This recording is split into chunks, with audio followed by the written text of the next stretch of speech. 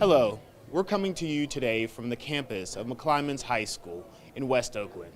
McClymonds is the school of champions, home of legends, and today we're celebrating another chapter in the rich history of this school as people from all over Oakland congregate to celebrate the opening of the new McClymonds Youth and Family Center. It's a wonderful 3,600 square foot facility that provides a range of enrichment services, both for the students and the surrounding community. Here, people can partake of after-school support services, academic enrichment classes, parent engagement, leadership training, and health and wellness services.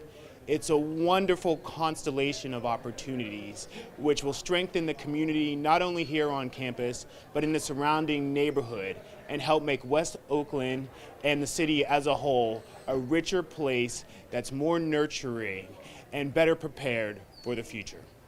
For those of you that don't know me, I'm Kevin Taylor. I'm principal here at McClymonds High School. And I'd just like to welcome everyone and say good morning and welcome to the new McClymonds Youth and Family Center.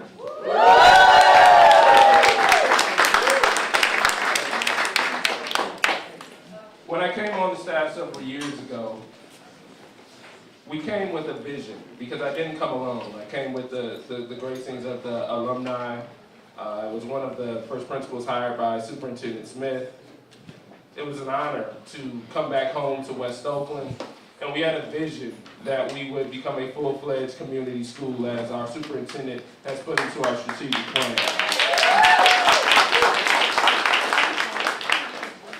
This is a huge part of that strategic plan, really being part of the community to service not only our students, but our families and the community as a whole. And I want to start off just by giving everyone, it's too numerous to name everyone, but I want to start by just having a round of applause for everyone in attendance because each and every one of you played a part in that.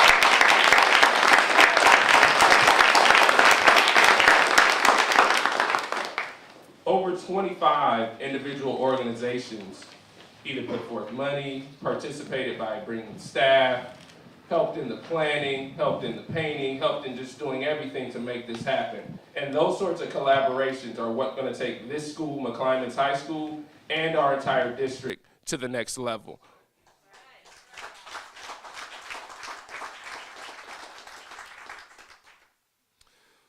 We have some wonderful individual speakers. We have great people in attendance. We also will continue this celebration this evening with a celebration that has been organized by our current president, Brian McGee, current alumni president, Brian McGee, and his wife, my big sister, Relonda McGee, who works here with us every single day, and Miss Hirsch, who is a Mac alumni, sort of, but she's an honorary Mac alumni, as always, because all of her children went here. And we will open the McClymonds alumni wall, and that's going to be a very historic event and something that we plan to continue on for many years to come. So if you can, please come join us this evening from 6 to 8 p.m. There will be food, there will be games. It is a Mardi Gras theme, so please bring your beads.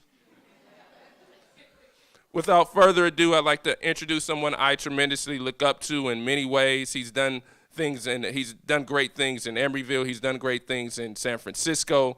And he's a stand-up guy, a cow bear, and a former outstanding athlete. I can't say in enough words. I don't have enough time to say how much I respect and honor our next speaker, and that's Superintendent Tony Smith.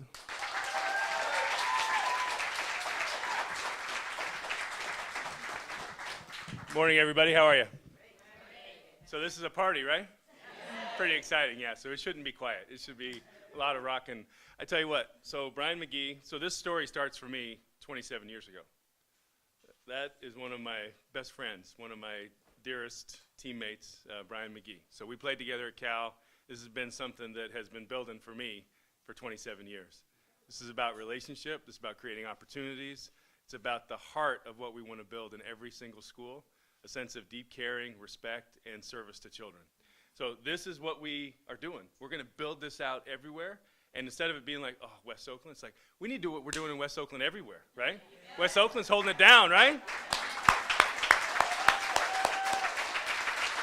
So this is the result of so many people taking responsibility for what matters to them. This came to life because people just kept saying, yeah, yes, we'll make it happen. Ran into walls, ran into barriers. Can't have that. Just got to keep finding ways to make it happen. So right next to the health clinic, the linkages between the youth, families, community, health services, there's history here, right?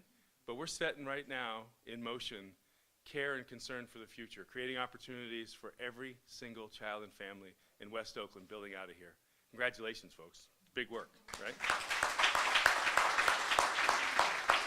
So we have remarkable community partners, Alternatives in Action. Everybody's really come together. We are going to now move to the next speaker. Somebody, again, everybody's going to be up here, has given their heart. They believe deeply, bring their resources to bear to make this place happen.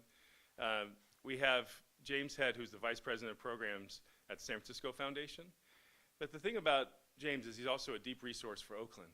Not only is he advising the Federal Reserve, but also on the Port Commission here in Oakland, making decisions about the well-being of families, trying to bring resources, somebody who isn't just doing this intellectually, law professor, brings so many skills, but it's much more about believing in young people, believing in community, and making choices about how we can actually bridge, heal, and build deeper connections. So it's my honor to introduce and welcome up James Head. Thank you very much, everybody.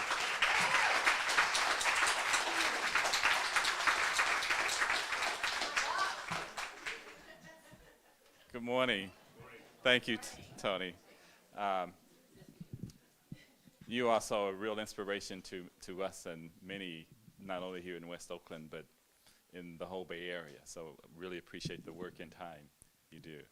I just want to say a couple of words. I'm also supposed to do some introductions and give some certificates. On behalf of the San Francisco Foundation, I want to say we are truly honored to be a partner in this endeavor. And I actually came into this almost 8 years ago in my new job as Vice President of Programs at the Foundation. And so I'm one of probably many of you who can say, I saw this space when it was still the ROTC space. And most of you know what that means when we talk about it. No disrespect to ROTC, but it wasn't this. This is fabulous.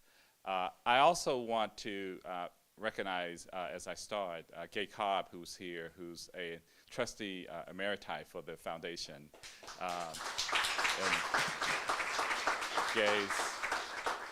Gay has long schooled me on the uniqueness of West Oakland, and I learned well, I think, Gay, and learned well enough to try to find people who are in this community who are committed to it. And I see many of you in this room, Dr. Staggers, who I met very early on in my foundation career, Dr. Burns, who's here, Councilwoman Nadell, who's here. They've all helped me to understand the importance of work in this particular community. I was given a set of remarks to talk about, but because Tony didn't use any remarks, I'm not going to either. Khristan, I'm sorry. But I do want to say a couple of things. One of them is a real challenge to those of the students who are out there regarding this facility. I mean, I was here when we started on the Chappelle Hayes Health Center, and many said we couldn't do it. You can't do that. You can't put a health center in a high school. Can't do it. Kids won't come. It just can't be done. And it was done. And I think that we now know that it is an important component to the learning process for students. We also know that it is a model that now is being replicated throughout the Oakland Unified School District through partnerships with Kaiser Permanente and the Atlantic Philanthropies and the school district. And we know that it is the right thing to do, and it will help our students learn and thrive in the community and become the citizens that we want them to be. And then they said we couldn't do this.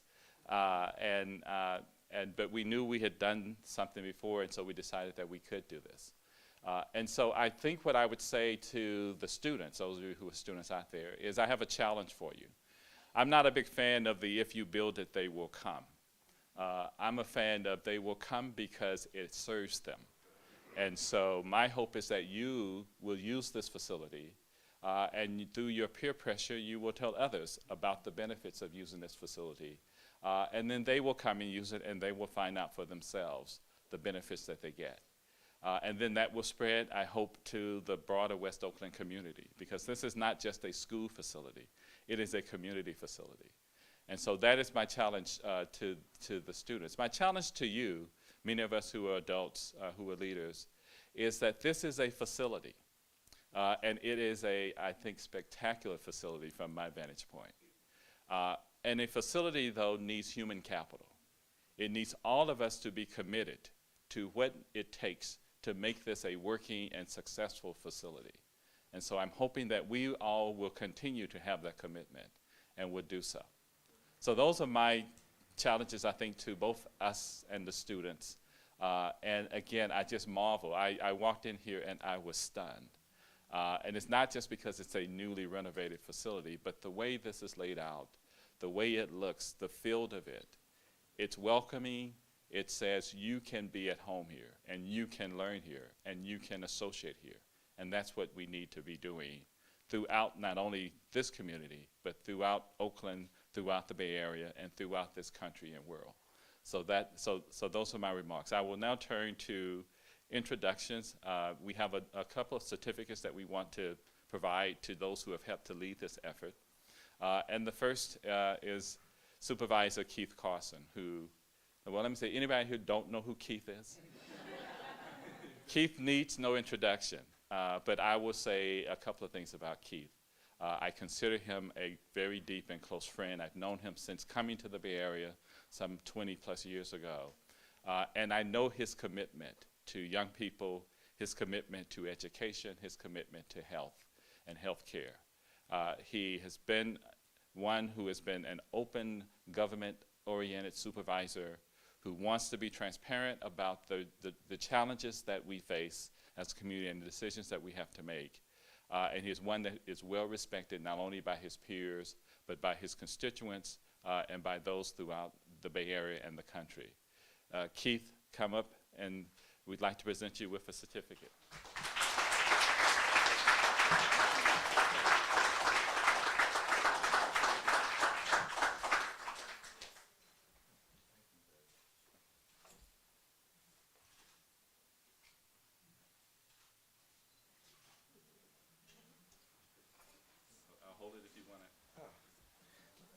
James is the person that hands out money from the foundation, so I don't have any money to pay you for those words, man. Let me just say that first and foremost. I'm extremely excited about being here, and as I was listening to James, he really was talking about that proverb that is always referenced all the time about it takes a village to raise a child. And we know that we do have a village here, and especially in West Oakland, that are raising our children. Because of the fact that raising our children, we know that they're the leaders for tomorrow, and they're also the leaders for today. I was reflecting also that when we were kind of in the same setting next door with Nancy Nadell and opening up the Chappelle Hayes Center, it really started to reverberate around that same theme. Alameda County is a part of this village, and I want to thank Amy Sherego in our office, and also Alex Briscoe from the health center that's over the Alameda County Health area for helping us to put together the kind of resources that are always going to be in this facility for youth and for families. Finally, let me say that I know all of you who are in this room today are committed, deeply committed to the children not only of Oakland, but specifically West Oakland. Kevin, if you haven't interfaced with him, is deeply, deeply committed to this area and is deeply committed to making sure that our children excel. Tony, and despite the hard work that he has to do, and all of you in education, is deeply committed to our children. And so for us, I want to end by saying I think it was Robert Wright who said in 41, youth is the turning point in life, the most sensitive and volatile period, the state that registers most vividly the impressions and the experience of life. And so this family, McClymonds Family and Youth Center, is really trying to make sure that they have the best impressions about life, because if we take care of them, they will take care of us. Thank you.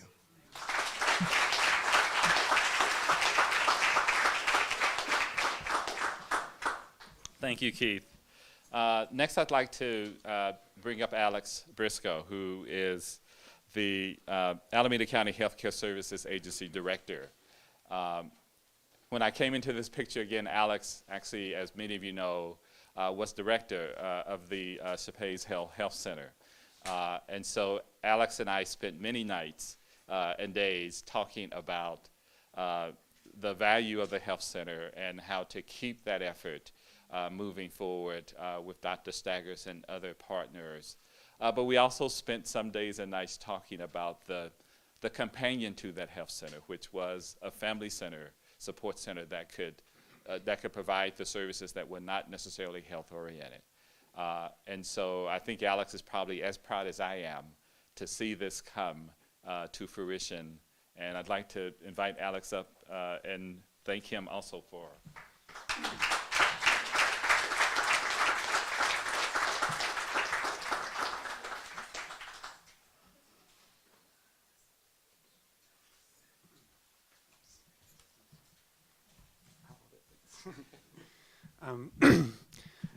I owe so much personally and professionally to this school community, and there's so many people in the room who have been so important to my personal and professional growth. But there is something really extraordinary that's happening here. By the end of this school year, Alameda County will have 26 federally qualified school-based health centers.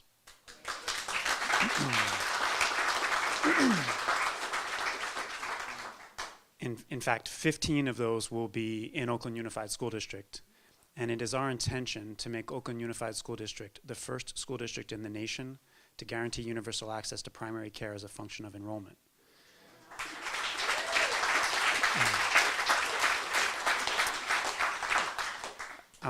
But this work started back in 1996, actually. I think Supervisor Carson was the first one. Dr. Staggers? I can't remember. I think it's around 1996.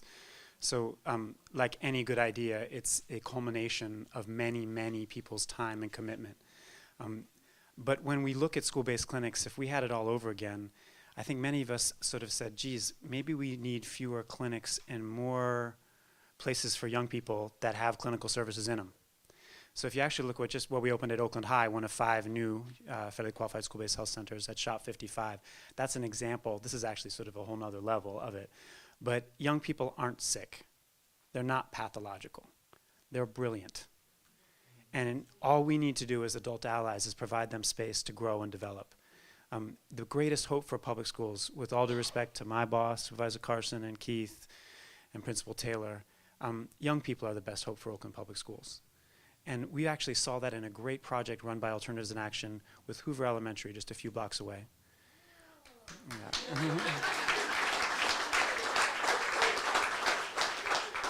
And I want to tell this story because I think it's an example of the positive wisdom and intelligence that all young people have. Hoover was experiencing a significant rate of suspension. And as many of you know, one of the most dangerous times for students who are successful is that last 6 months of senior year.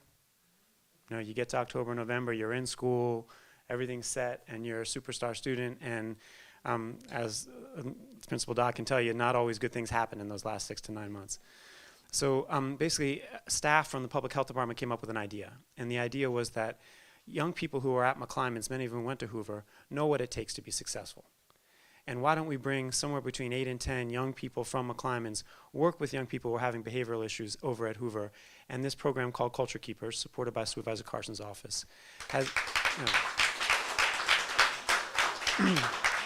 now pays young people to work with other young people and sort of liberating that wisdom and intelligence that I think is actually the greatest hope for young people moving forward. In conclusion, there are numerous public entities that made this happen. So I'd like to say for anyone who says the government can't do it right, look what happened here. Call 911. We'll be there in 8 minutes and 30 seconds. But most importantly, in this time and age, I think as our superintendent just said, no public system has the resources to handle the problems we face without the support of everyone else.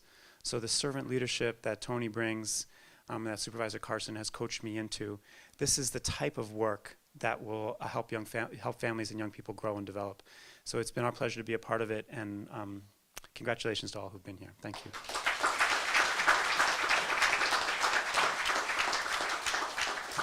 Thank you, Alex. So I'm one who believes that we have the best congressperson in the world representing us here in the East Bay. And as many of you know, that the work that Barbara Lee has done and does on a daily basis for us is phenomenal. And this project actually, I think, would be years from where we are today if it were not for her efforts. One of which was to help us identify and get close to $475,000 in federal funding for this effort. You know, Congresswoman Lee is relentless about her commitment to young people, to her district, and to the East Bay and Oakland. And her tireless work on this project, we felt should be recognized, and we have a certificate for her to show our appreciation again for the work that she does and continues to do. She's not able to be with us today because she continues to do that work for us, but we do have representing her office Daniela Quintania. Is Daniela here? So come on up, Daniela.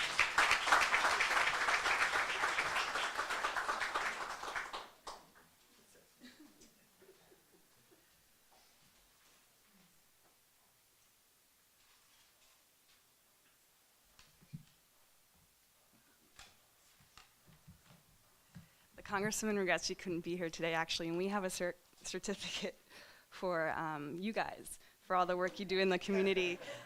So I wanted to present that back to you.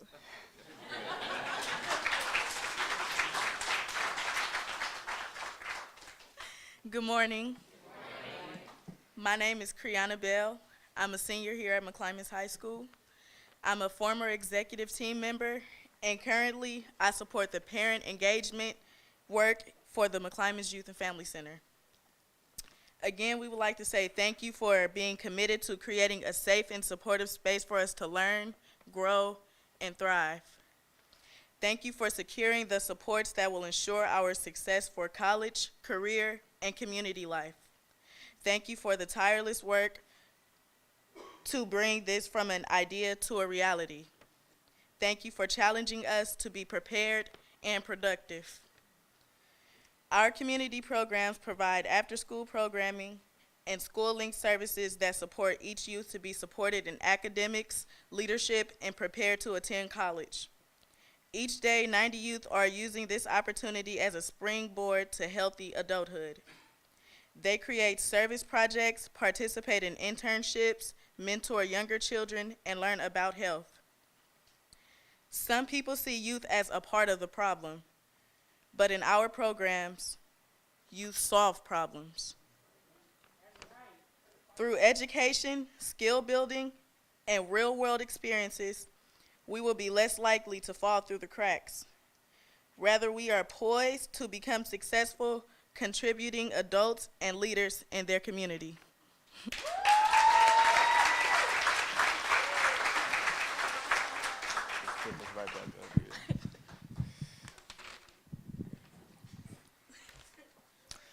My name is Stephen Vance, and I'm the president of All City Council.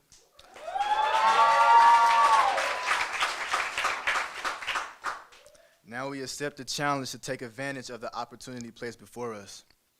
We want to break the cycles of perpetuated racism, inequity, and poverty. The Reverend Dr. Martin Luther King inspired us when he told us to dig deep within and sign our own Emancipation Proclamation. You have given us the hope that we can achieve our personal vision and dreams.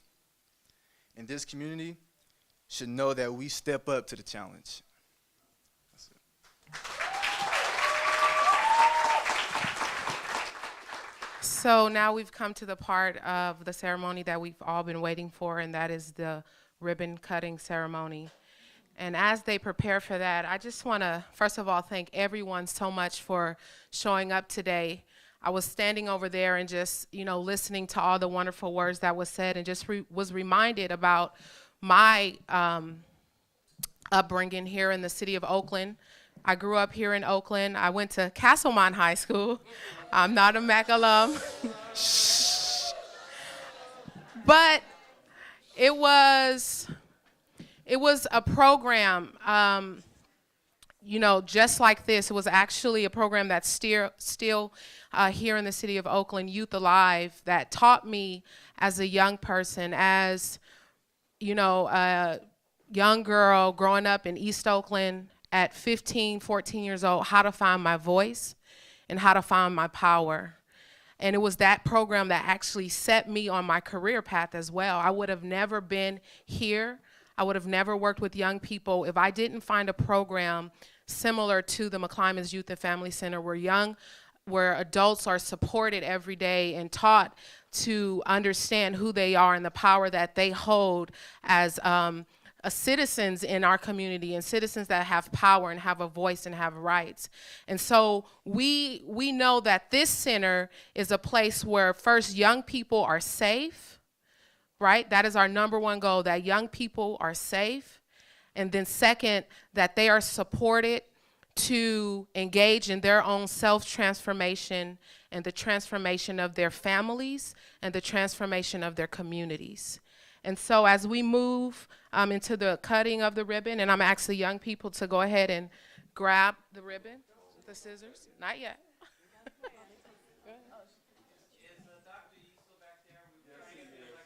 guys come over here.